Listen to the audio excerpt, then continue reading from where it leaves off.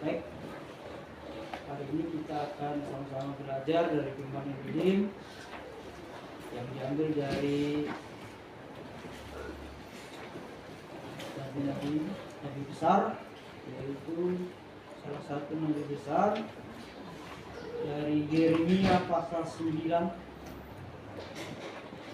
ayat 23 sampai dengan 24.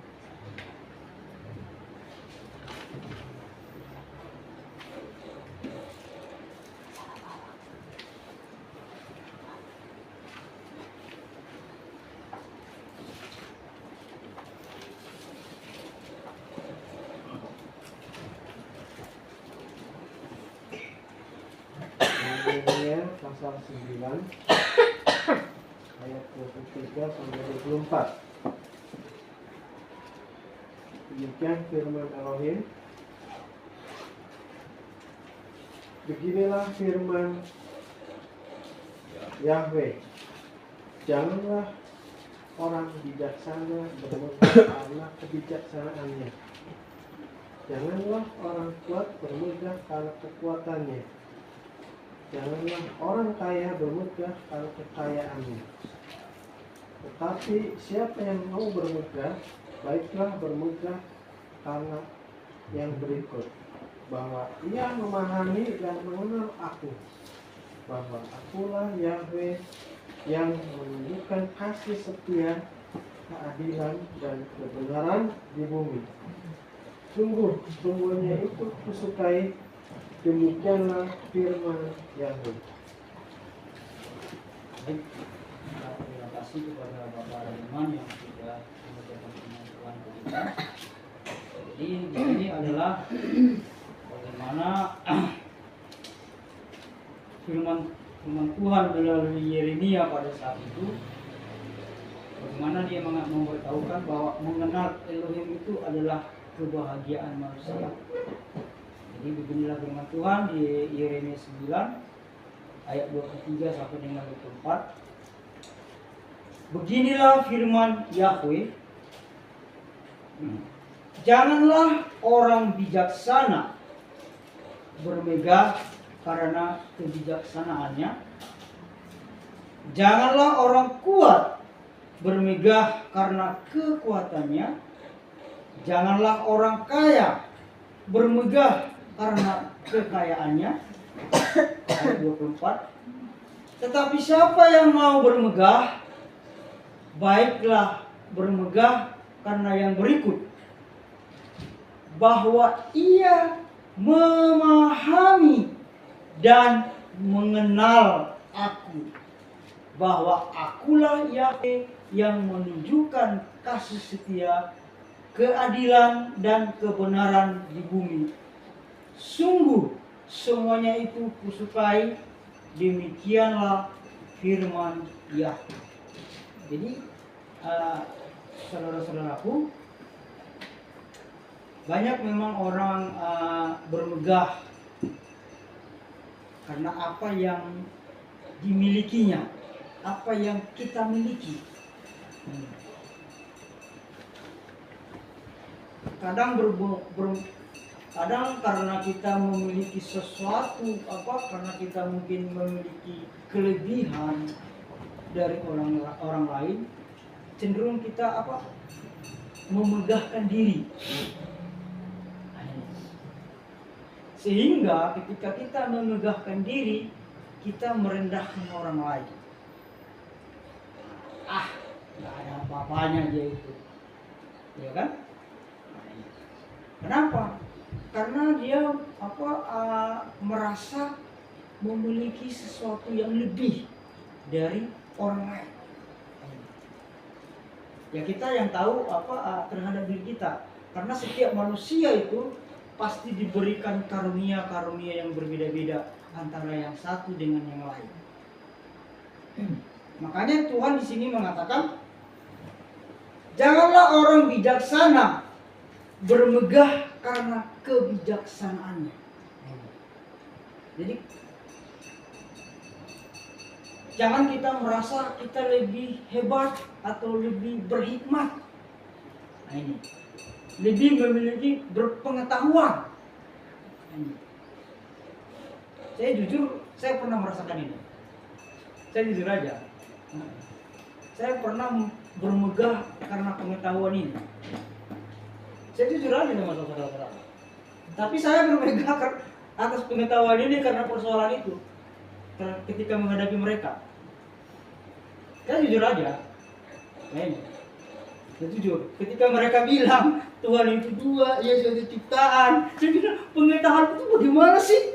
Saya semua bilang, kamu tuh udah puluhan tahun kamu selamat sudah 20 tahun kamu belajar, kamu seorang senior saya, masa kamu Yesus itu belum ciptaan? Saya di situ menganggap pengetahuan dari Bapak itu nggak ada.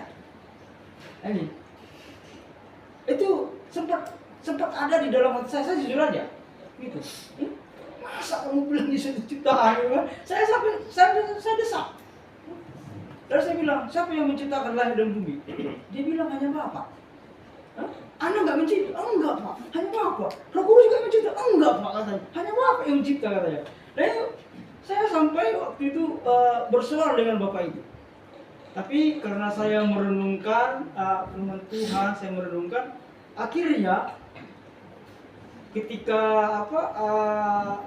bersalam-salaman itu, ya kan, bersama-salaman itu kalau nggak salah di minggu berikutnya saya minta maaf sama Bapak.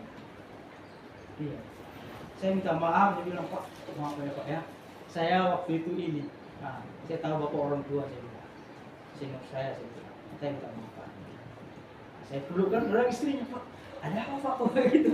Udah nggak apa-apa kayak gitu. Pak, terus Pak semangat Pak, belajar firman Tuhan, saya bilang. Nah itu, memang saya jujur aja, ada terbesit waktu itu karena begitu pengertian Bapak itu. Ya, saya jujur aja. Tetapi Tuhan mengingatkan, ya kita nggak boleh bermegah. Nggak boleh kita bermegah. Ya mungkin itulah karunia yang diberikan Tuhan kan kepada dia. Terus di sini lagi dikatakan apa? Janganlah orang kuat bermegah karena kekuatannya. Jangan kita merasa bahwa kita lebih kuat.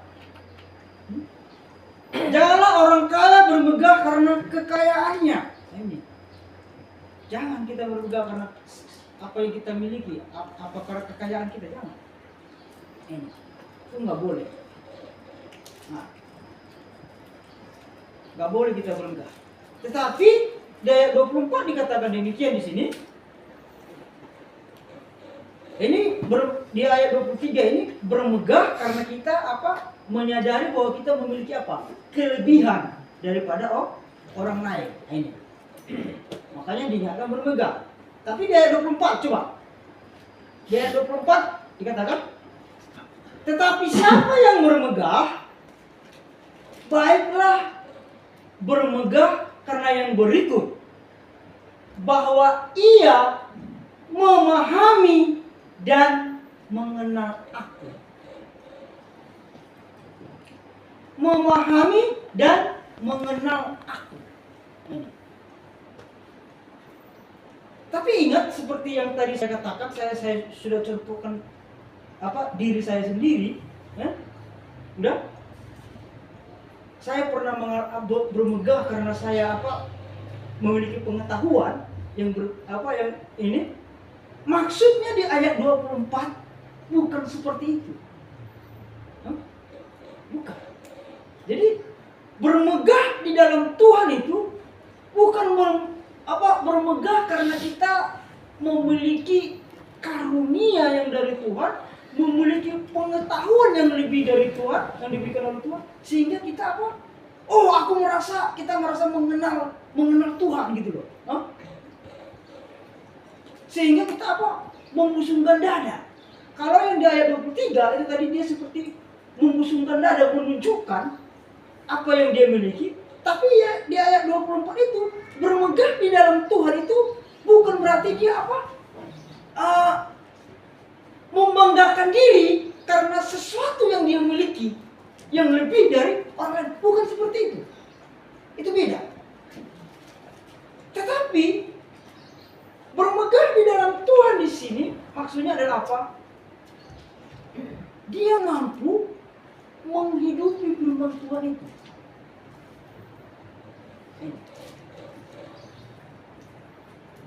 Dia mencari, dia menggali, sehingga pengetahuan tadi yang dia miliki bukan hanya sekedar sebuah pengetahuan, tapi juga apa? Dia mampu menghidupinya. Itu yang disebut di sini bahwa bahwa ia memahami dan mengenal aku. Karena dikatakan selanjutnya bahwa akulah Yahweh yang apa? Yang menunjukkan. Nah ini, akulah Yahweh yang menunjukkan kasih setia, keadilan dan kebenaran di bumi. Sungguh semuanya itu kusukai, demikianlah firman Yahweh.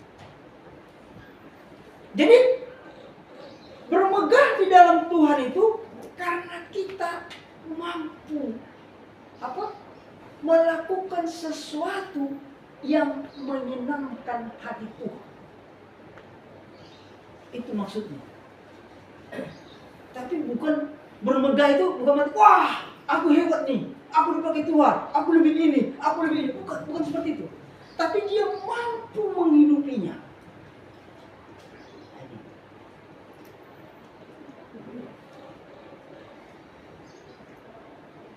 Dia mampu menghidupi dari setiap firman Tuhan yang dia temukan. Bukan untuk disombong-sombongkan. Makanya Paulus mengatakan apa? Pengetahuan itu membuat orang apa? Sombong. Pengetahuan itu membuat orang sombong. Nah itu. Makanya hati-hati bermegah itu. Hati-hati. Sombong itu apa sih?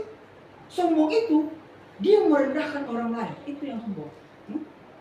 Tapi kalau dia punya pengetahuan, tapi dia tidak merendahkan orang lain, ya nggak apa-apa. Tapi justru karena yang merendahkan orang lain itulah, itu yang disebut sombong.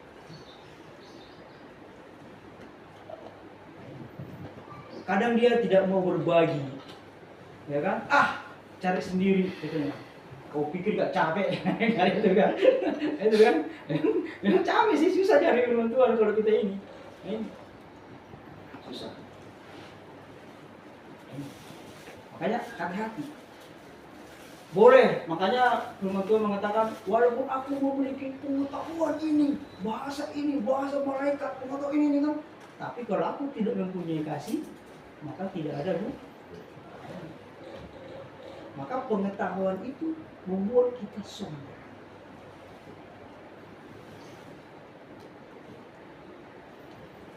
Jadi di sini maksudnya adalah apa? Ya, bermegah di dalam Tuhan itu. Coba kita lihat dulu bagaimana kesaksian dari Rasul Paulus. Coba 1 Korintus 1 ayat 31.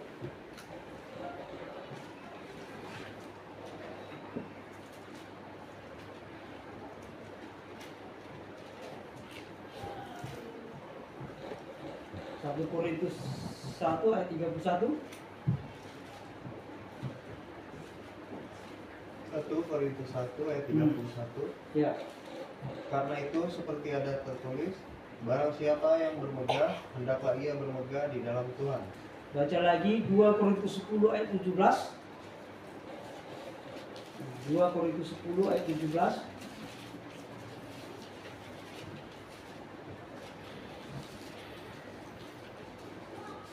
2 Korintus 10 ayat 17. Ya. Tetapi barang siapa bermegah, hendaklah ia bermegah di dalam Tuhan. Baca lagi Galatia 6 ayat 14.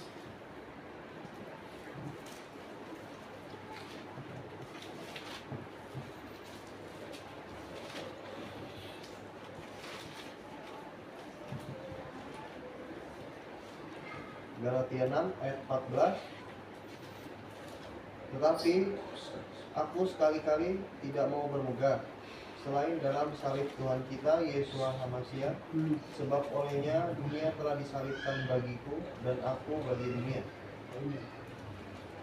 Jadi Paulus selalu mengingatkan apa dia tidak mau bermegah, ya kan?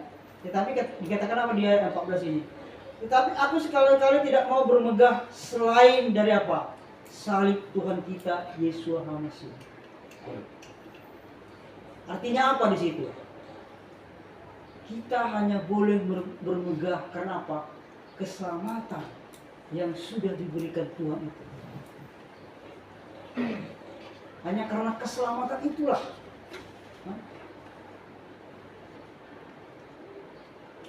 Makanya ketika 70 murid-murid diutus, bagaimana mereka takjub? Setan-setan, ini. Tapi Tuhan mengatakan apa?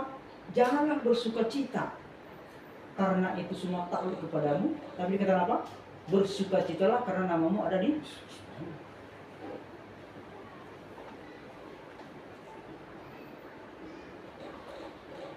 Tapi jangan juga kita seperti kebanyakan orang percaya, mengaku orang percaya, tetapi tingkah hidupnya tidak menunjukkan orang percaya. Makanya di Galatia 5 kalau nggak salah itu dikatakan apa? Kita telah dimerdekakan dari dosa. Tapi jangan mempergunakan kemerdekaan itu untuk hidup dalam dosa.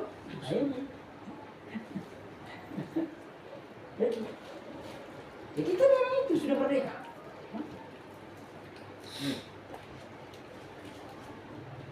Tapi jangan mempergunakannya untuk hidup dalam dosa. Maka di sini dikatakan kita kembali ke Yeremia tadi. Yeremia 29 tadi bahwa ayat 24, tetapi siapa yang mau bermegah, baiklah bermegah karena yang berikut, bahwa apa? Ia memahami dan mengenal aku. Maka pertanyaannya sekarang adalah, bagaimana caranya kita supaya dapat memahami dan mengenal Yahweh?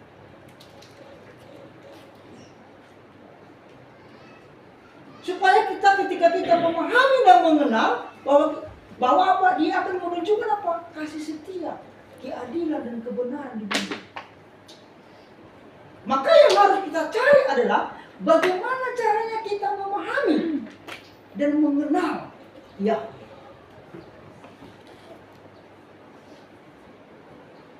Nah, cara memahami dan mengenal Yahweh yang pertama adalah, coba dibaca itu dulu apa?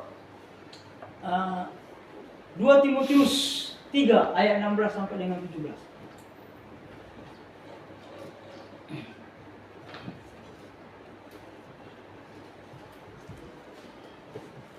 2 Timotius 3 16 dan 17. 2 Timotius 3 Ya. 16. Segala tulisan yang diilhamkan Elohim memang bermanfaat untuk mengajar, Ya. untuk menyatakan kesalahan, untuk memperbaiki kelakuan, dan untuk mendidik orang dalam kebenaran. Dengan demikian, tiap-tiap manusia mempunyai kepunyaan Elohim diperlengkapi untuk setiap perbuatan baik. Makanya di sini dikatakan 2 Timotius 3 ayat 16 dan 17, demikian firman Tuhan dikatakan apa? Segala tulisan yang diilhamkan Elohim memang bermanfaat untuk, pertama, mengajar, kedua, menyatakan kesalahan, ketiga, memperbaiki tingkah laku, yang keempat, mendidik orang dalam kebenaran. Ayat 17, demikianlah tiap-tiap manusia kepunyaan Elohim diperlengkapi untuk setiap perbuatan yang baik. Jadi kita orang percaya diperlengkapi Elohim untuk semua pekerjaan yang baik. Lewat apa? Firman Tuhan.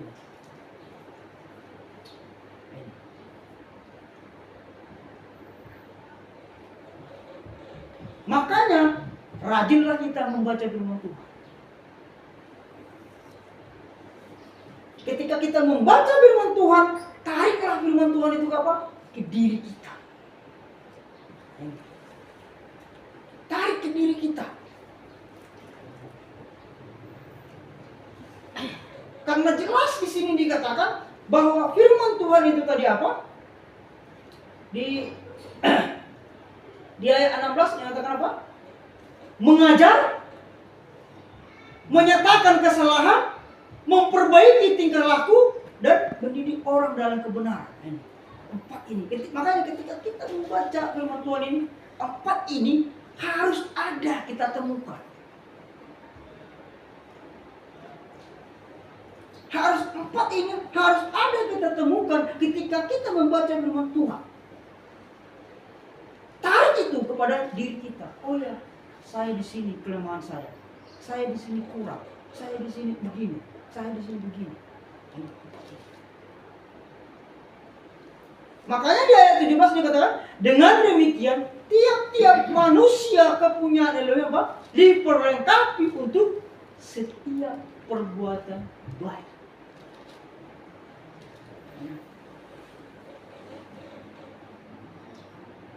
Makanya saya udah terus terang tadi di awal bagaimana bisa saya katakan ada sifat sombong lah saya katakan pada saat itu kepada bapak itu, kok seperti ini sih? Karena saya baca firman Tuhan.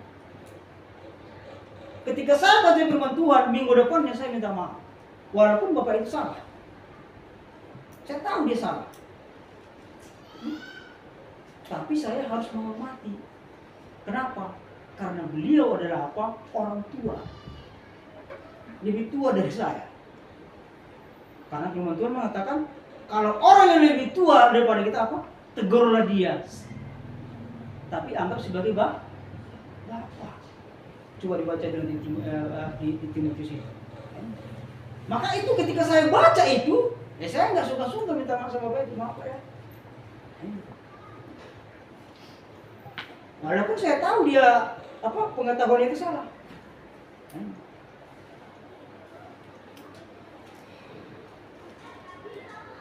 Tapi ketika kita baca firman Tuhan, kita sadar, oh ya, nggak pantas.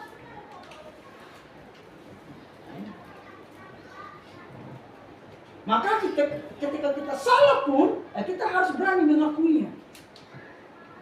Harus berani kita mengakuinya. Harus berani.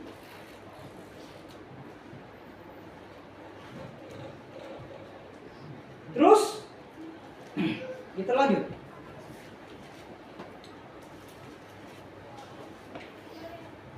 Kita baca lagi Yakobus 1 ayat 22 sampai dengan 24.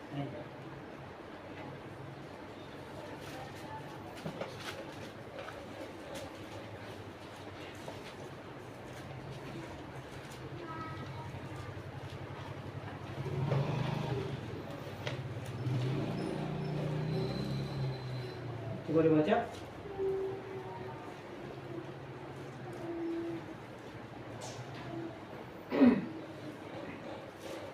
Yakobus 1 ayat 22 dan 23 lah. Tetapi hendaklah kamu menjadi pelaku firman dan bukan hanya pendengar saja. Ya. Sebab jika tidak demikian kamu menipu diri sendiri. Sebab jika seorang hanya mendengar firman saja dan tidak melakukannya, ia adalah seumpama seorang yang sedang mengamat-amati mukanya yang sebenarnya di depan cermin. Di sini katakan, tetapi hendaklah kamu menjadi apa? Menjadi pelaku firman dan bukan hanya pendengar saja. Sebab jika tidak demikian kamu menipu diri sendiri. Sebab jika seorang hanya mendengar firman saja dan tidak melakukannya, ia adalah seumpama seorang yang sedang mengamat-amati mukanya yang sebenarnya di depan cermin. Makanya tadi saya katakan apa?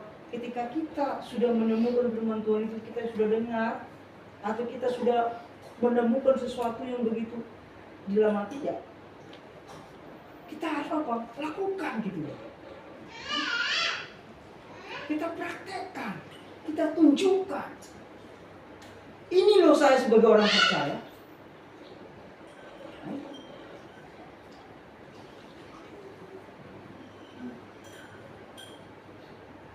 pengetahuan itu ya bukan hanya sekedar pengetahuan, tapi harus ada tindakan nyata, ada realitanya.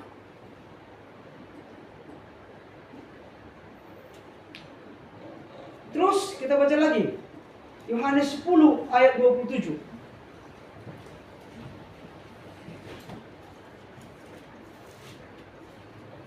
Yohanes 10 ayat 27.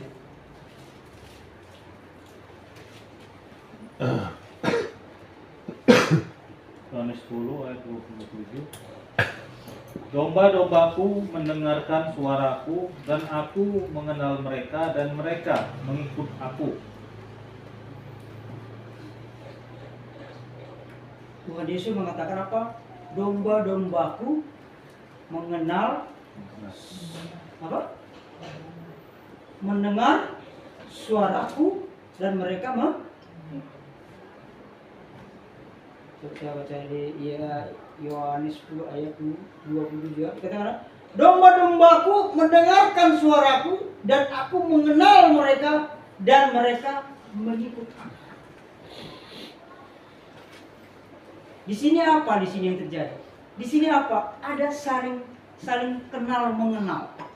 Nah, timbal baliknya nih. Udah? Nih. Domba mendengar apa? Pengembala, ya kan? Dan pengembala mengenal domba. Dan itu apa? Domba mengikut Pak. Karena Yesus adalah pengembala di sini kan? Akulah gembala yang baik aja. Jadi di sini saling mengenal dia. Dua belah pihak saling mengenal. Tidak satu arah, tapi dua-duanya mengenal. Saling mengenal antara domba dan pengembala.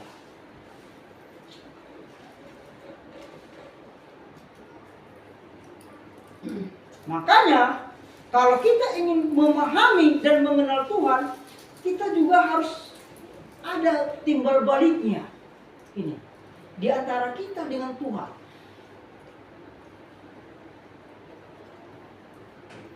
Kita mau nggak ngikut Dia?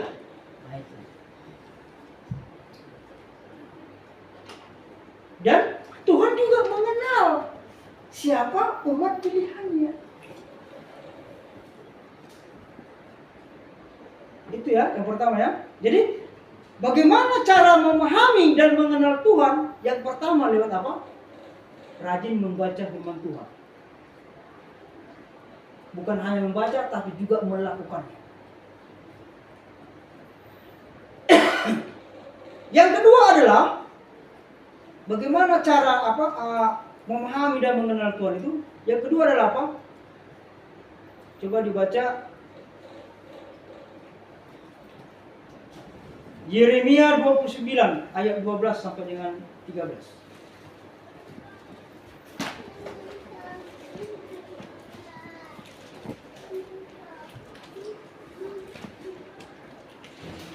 Yeremia 29 ayat 12 sampai dengan 13a, bagian A aja.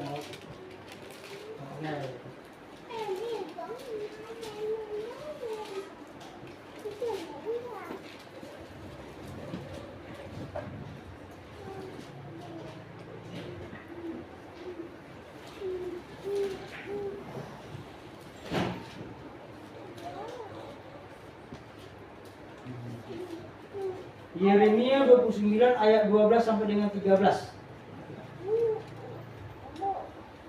Yeremia 29 Ya. ayat 12 dan 13. Dan apabila kamu berseru dan datang untuk berdoa kepadaku, maka aku akan mendengarkan kamu. Apabila kamu mencari aku, kamu akan menemukan aku. Apabila kamu menanyakan aku dengan segenap hati. Dikatakan di sini apa? Dan apabila kamu berseru dan datang untuk berdoa kepadaku, maka aku akan mendengarkan kamu. Apabila kamu mencari aku, kamu akan menemukan aku. Apabila kamu menanyakan aku dengan segenap hati. Maka Bagaimana cara mengenal dan memahami Tuhan itu di ayat ini mengatakan apa? Lewat doa.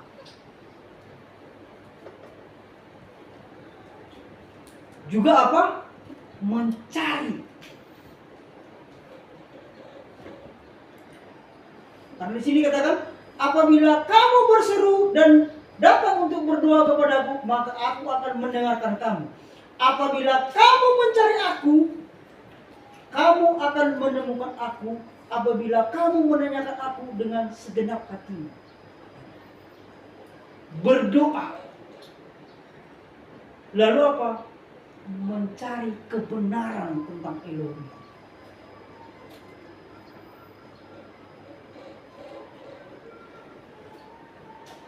Ketika kita mencari, belum kita temukan, tetap kita berdoa. Tetap kita berdoa. Belum dijawab juga doa kita, tetap kita cari.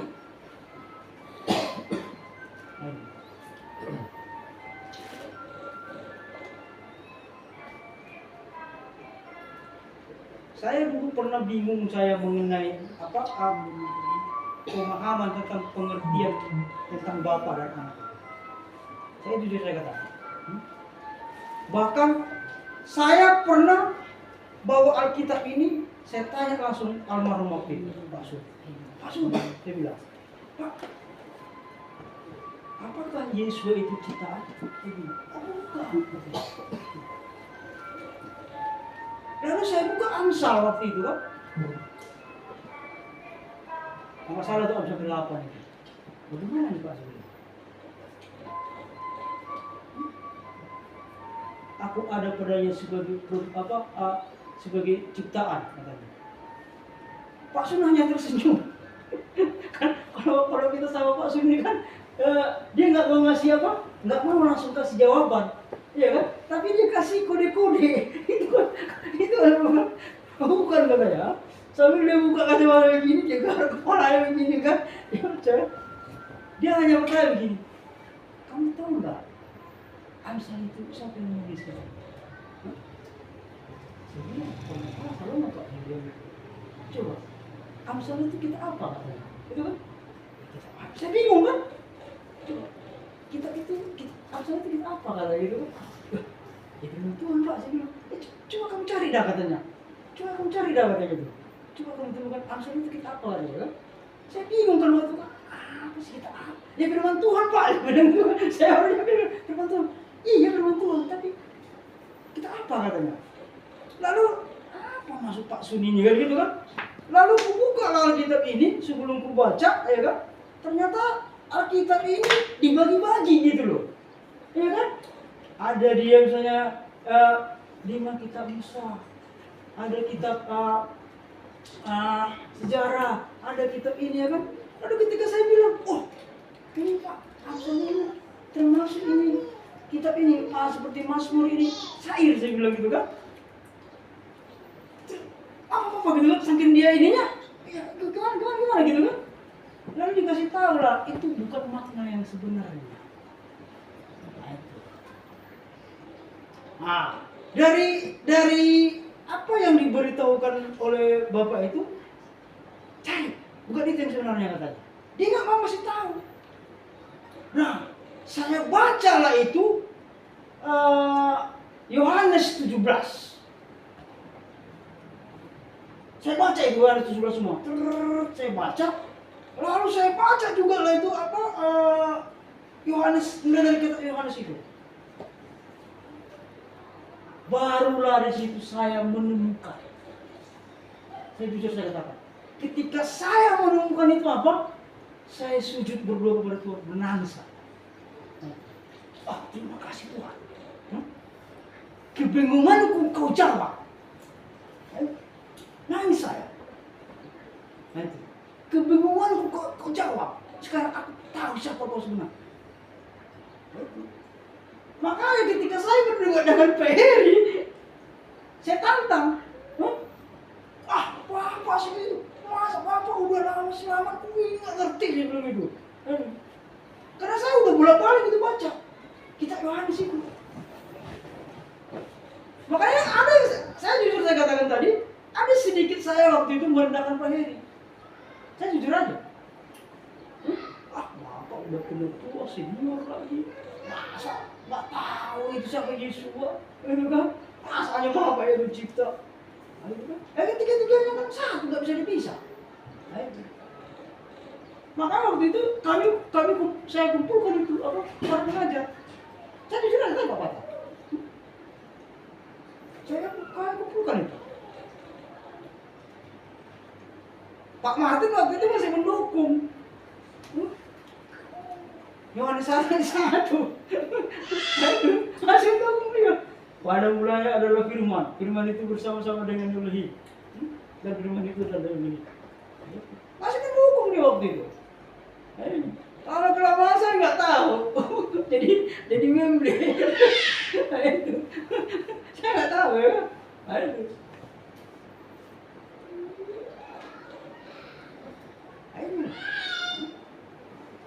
Ya rajin aja baca firman Tuhan. Tapi ketika kita tidak menemukan, bawa dalam doa, cari terus, pasti dia akan tunjukkan.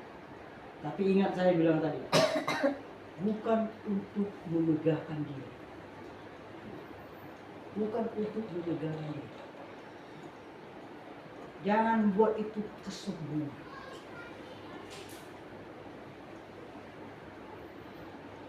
Tapi gunakanlah itu untuk Yesus. Coba dibaca lagi. Yakobus 4 ayat 8.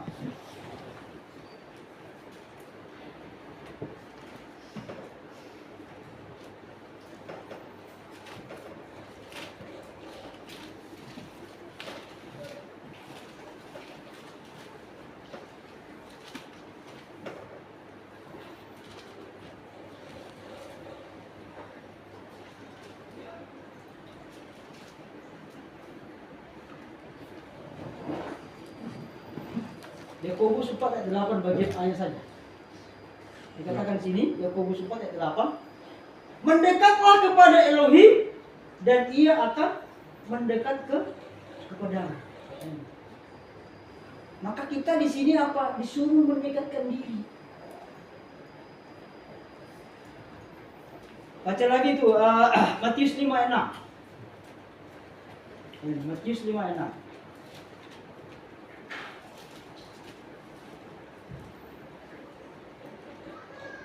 Matius 5 ayat 6. Ya. Berbahagialah orang yang lapar dan haus akan kebenaran, karena Ya. mereka akan dipuaskan. Di sini katakan, berbahagialah orang yang lapar dan haus akan kebenaran, karena mereka akan dipuaskan. Ketika kita mencari sesuatu tentang kebenaran yang ada dalam kitab ini, wah, enak rasanya. Betul, saya udah rasakan. Enak, plong. No? Tapi ketika kita memang belum menemukan, tahu nggak? Saya ini pengalaman saya ini. Kadang kita tuh kayak orang gila. Mungkin kalau ada mungkin di rumah CCTV itu muter kadang ini kan. Begitu. Kadang ini ngomong sendiri gitu loh. Kadang gitu tuh ngomong sendiri sambil muter-muter. Iya, berdiri. Kadang istri saya nego saya, kenapa sih tanganmu gerak-gerak gitu kan? Gini. Saya tuh kalau, tangannya gerak-gerak ya gitu. Kita terus lagi apa? Berbicara di dalam hati kita gitu loh. Tapi tanpa sadar kita menggerakkan anggota tubuh kita. Karena belum nemu gitu loh. Nah, gitu. Tapi ketika kita sudah menemukan, wah, luar biasa. Bahkan saya cerita tadi, kita mau sampai nangis mengucap syukur gitu. Oh, makasih Tuhan gitu. Lega plong.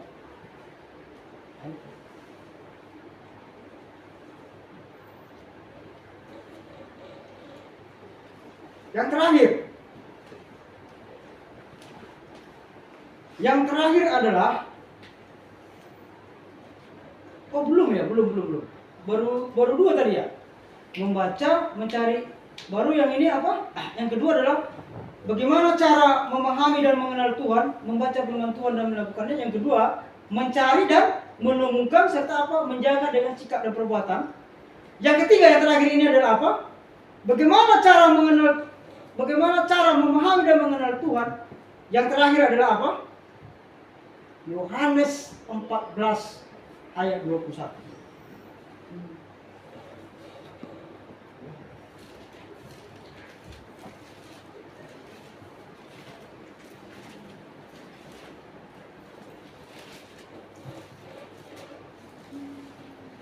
Yohanes 14 ayat 21.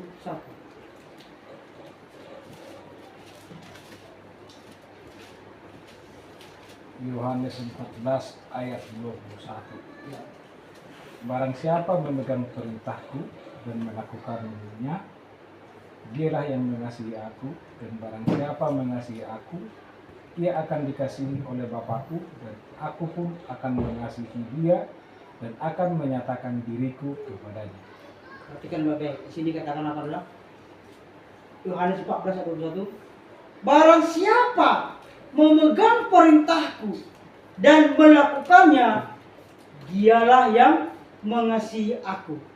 Dan barang siapa mengasihi aku, ia akan dikasihi oleh Bapakku, dan aku pun akan mengasihi dia dan akan menyatakan diriku kepadanya. Jadi kita dapat memahami dan mengenal Elohim itu apa? Hanya dengan apa? Mengasihi Elohim. Karena dengan demikian apa? Ia sendiri yang akan apa? Menyatakan dirinya kepada kita. Sehingga apa? Kita dapat mengenal dia.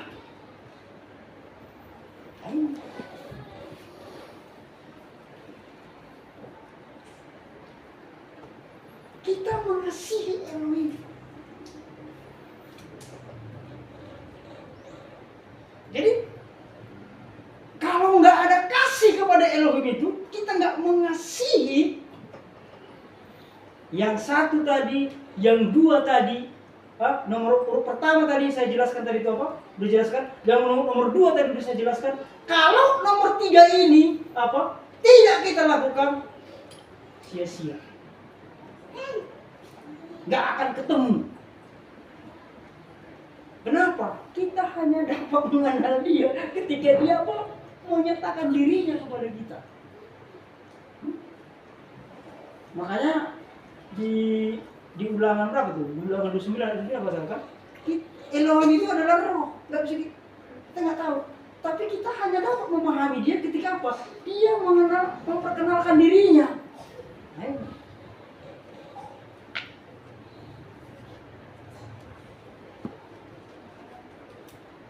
Semua orang percaya ada Tuhan. Saya katakan 95% di dunia ini percaya ada Tuhan. Hanya 5% yang ateis.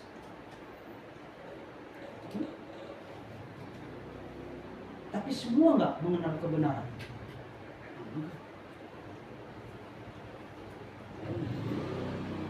Orang dapat mengenal kebenaran hanya karena apa? Hanya karena Elohim itu sendiri ingin menyatakan dirinya kepada orang itu. Tapi Elohim menyatakan dirinya kepada orang-orang itu kenapa? Karena tahu bahwa dia ini mengasihi aku. Makanya Paulus mengatakan apa yang tidak pernah dilihat oleh mata, apa yang tidak pernah timbul dalam hati, apa?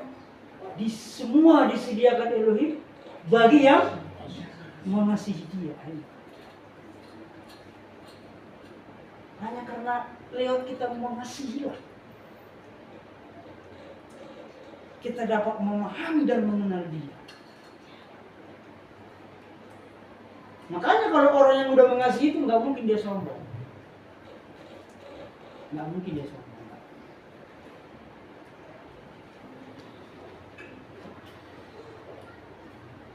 Jadi saudara-saudaraku, ya marilah kita rajin baca firman Tuhan,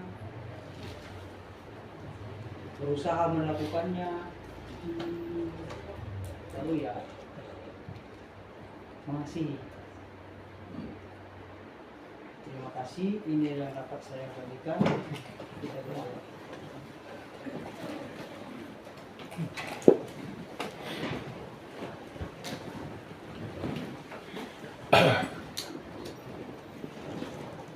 Mari kita berdoa. Terpujilah Engkau, ya Elohim Bapa, yang kami sembah, yang kami muliakan, dengan nama Anak-Mu, Yesus Manusia, dan oleh Roh-Mu.